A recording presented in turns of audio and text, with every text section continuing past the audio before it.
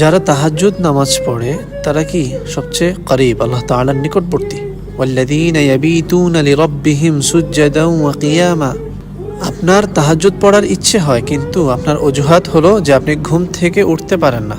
তাহাজ্জুদ পড়ার জন্য হিম্মত দরকার, ঘুম থেকে উঠার হিম্মত না, বরং তাড়াতাড়ি ঘুমানোর হিম্মত দরকার। আপনি যত তাড়াতাড়ি ঘুমাবেন আপনার উঠা তত সহজ হবে, এবং তখন শয়তান আপনাকে কাবু করতে পারবে না। আর তাহাজ্জুদ পড়ার জন্য সবচেয়ে বড় মোটিভেশন হলো যে আপনি তাহাজ্জুদ কেন পড়বেন। এই কেনটা যদি আপনার কাছে ক্লিয়ার হয়ে যায়, তাহলে আপনার জন্য তাহাজ্জুদ পড়তে ওঠাটা অনেক সহজ হয়ে যাবে।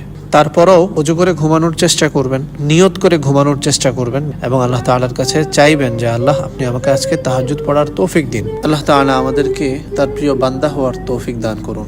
এই ভিডিওটা যদি আপনি দেখে থাকেন, তাহলে আজকেই তাহাজ্জুদ পড়ার নিয়ত করুন, ঠিক আছে না ইনশাআল্লাহ। জাযাকুমুল্লাহ খাইর। আসসালামু আলাইকুম ওয়া রাহমাতুল্লাহি ওয়া বারাকাতুহু।